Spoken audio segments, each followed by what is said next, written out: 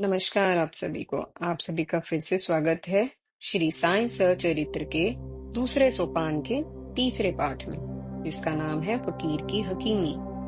पहले पागल समझे जाने वाला यह फकीर कितना पहुंचा हुआ था, यह तो अब तक की घटनाएं पढ़कर पाठक जान ही चुके होंगे। किंतु यह फकीर अद्भुत प्रकार से रोगियों की चिकित्सा भी एक कुशल वैद्य की भांति मात्र राग, विभूति, वनस्पतियों, प्रसाद, आशीष यानी कि स्पर्श कर आदि से ही कर दिया करता था। क्यों ही सबका बाबा और साईं नहीं बन गया था। इस संबंध में भी पाठकों के लिए कुछ प्रसंग प्रस्तुत हैं, ताकि उन्हें साईं बाबा के बहुआयामी व्यक्तित्व और विलक्षण योग्यताओं का अनुमान हो सके और इनके प्रकाश में वे पागल समझे जाने वाले इस सच्चे बादशाह का वास्तविक मूल्यांकन कर सके। जिस समय की यह बात है, तब शिरडी जैसे छोटे गांव में डॉक्टर की उपलब्धता बड़ी कठिन थी। ऐसे में किसी की आंखें सूजकर बहुत लाल हो गई। बाबा के भक्त उसे बाबा के दरबार में ले गए। बाबा ने भिलावा पीस कर 2 गोलियां बनाई और पीड़ित व्यक्ति की आंखों पर चिपकाकर ऊपर से पट्टी बांध दी।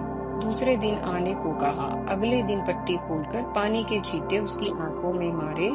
आंखों की सूजन जा चुकी थी और लाली नाम मात्र को ही रह गई थी। ऐसी थी बाबा की चिकित्सा पद्धति।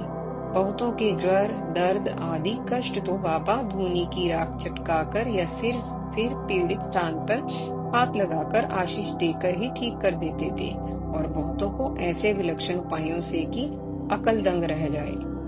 बापू साहेब बूटी को एक बार अमल पित्त का रोग हुआ। उनके पास प्राय हर प्रकार की औषधियां अलमारी में रहा करती थी, मगर इस रोग में कोई दवा कारगर न हुई। आखिर में वे इतने दुर्बल और गंभीर स्थिति में पहुंच गए कि साईं की कृपा प्राप्ति के लिए मस्जिद तक जाने में भी असमर्थ हो गए। बाबा को जब ज्ञात हुआ तो उन्हें अन्य भक्तों द्वारा बुलवाया। मात्र कर स्पर्श से ही उन्हें चंगा हो जाने का आशीष दिया और निश्चिंत हो जाने को कहा। तभी से बापू साहेब के स्वास्थ्य में तीव्रता से सुधार आने लगा और 2-3 रोज में वे एकदम स्वस्थ हो गए। बाद में एक बार वे हैजे से पीड़ित हुए। डॉक्टर पिल्ले उस समय वहां उपलब्ध थे। उन्होंने उपचार किया, परंतु आराम न आया। उन्हें बार बार प्यास लगती और कंठ सूख जाता। अंततः बाबा ही याद आए। बाबा ने उनकी प्रार्थना सुनकर कहा, मीठे दूध में अखरोट, पिस्ते और बादाम का काढ़ा बनाकर पियो। यद्यपि डॉक्टर की दृष्टि में यह उपाय घातक हो सकता था, फिर भी बापू साहेब ने किया और चंगे हो गए। बाबा गणपत नामक एक दर्जी भी साईं का भक्त था। वह जीर्ण ज्वर से पीड़ित हुआ। उपायों से लाभ न होने पर साईं शरण में पहुंचा। साईं ने उसे उपाय बताया। लक्ष्मी मंदिर के पास जाकर काले कुत्ते को थोड़ी सी दही में चावल मिलाकर खिला दो। बाबा का यह विचित्र उपाय गणपत की समझ में न आया। रुग्णावस्था में लक्ष्मी मंदिर के निकट काले कुत्ते के दिखाई पड़ने की कब तक प्रतीक्षा कर सकेगा, परंतु बाबा का आदेश था, टाला नहीं जा सकता था। दही चावल लेकर लक्ष्मी मंदिर के निकट पहुंचा ही था कि जाने कहां से पूंछ हिलाता हुआ एक काला कुत्ता उनके निकट आ खड़ा हुआ। बाबा गणपत ने हैरानी से और प्रसन्नता से मन ही मन साईं को प्रणाम किया और दही चावल उस कुत्ते को दे दिए। कुत्ता उन्हें तुरंत चट कर गया और मात्र इसी समय इसी उपाय को करके गणपत का जीर्ण ज्वर सदा के लिए चला गया। साईं के एक और भक्त काका महाजनी को अतिसार रोग हुआ। साईं सेवा का क्रम टूटने न पाए, इसलिए वे बराबर मस्जिद जा आते और 1 लोटा पानी भरकर मस्जिद में एक कोने में रख दिया करते, ताकि मरोड़ उठने पर तुरंत फारिग हो सके। साईं को सब विविध था, किंतु काका ने उनके इस विषय में निवेदन यह सोचकर कि 2-3 दिन में स्वतः ठीक हो जाएंगे नहीं किया था। अतः साईं भी मौन थे। यह बात उन दिनों की है जब साईं द्वारा मस्जिद में नया फर्श डालने की अनुमति ली जा चुकी थी, परंतु जैसा कि बताया जा चुका है, खंबे आदि गाड़ दिए जाने के बाद साईं अकस्मात कुपित हो गए थे, जिससे मस्जिद में भगदड़ मच गई थी। उसी दौरान काका महाजनी ने भी भागने का प्रयास किया। क्रोध के आवेग में भी साईं को उनके अतिसार रोगी होने का ख्याल था।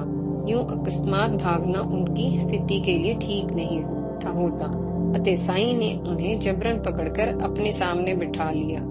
इस आपाधापी में कोई मूंगफली का छोटा लिफाफा वहीं छोड़ गया था। बाबा ने वह उठा लिया। उसमें से मूंगफली छीलकर काका को दे दी, स्वयं भी खा ली। क्रोधित होना, मूंगफली छीलना, काका को देना और स्वयं भी खाना, ये चारों कार्य एक साथ चले। कुछ समय बाद बाबा का क्रोध शांत हुआ। मूंगफलियां भी खत्म हो चुकी थी। बाबा ने काका को पानी लाने को कहा। पानी आने पर उन्होंने स्वयं भी पिया और काका को भी पिलाया। फिर मुस्कुरा कर बोले, तुम्हारा अतिसार अब ठीक हो गया है, तुम कार्य आरंभ कर सकते हो। मूंगफली गर्म और तेलीय खाद्य पदार्थ है। मूंगफली के ऊपर पानी पीना सामान्यतः खांसी तथा कंठावरोध का कारण बनता है। दस्तों में तो मूंगफली का सेवन किसी विधि लाभप्रद नहीं कहा जा सकता, अपितु निषिद्ध होता है। फिर भी बाबा के इस पागलपन के उपाय से काका महाजनी को स्वास्थ्य लाभ हो गया था। इसी प्रकार एक बार आनंदी से कोई स्वामी साईं दर्शनार्थ शिरडी आए थे। उनके कान में असहनीय दर्द था। वे कान की शल्य चिकित्सा भी एक बार करा चुके थे, फिर भी उनके दर्द में आराम नहीं आया था। जब साईं के सम्मुख इस विषय में निवेदन हुआ, तब साईं ने आशीर्वचन देते हुए आश्वासन दिया, जाओ, अल्लाह अच्छा करेगा। तब स्वामी जी वापस लौट आए।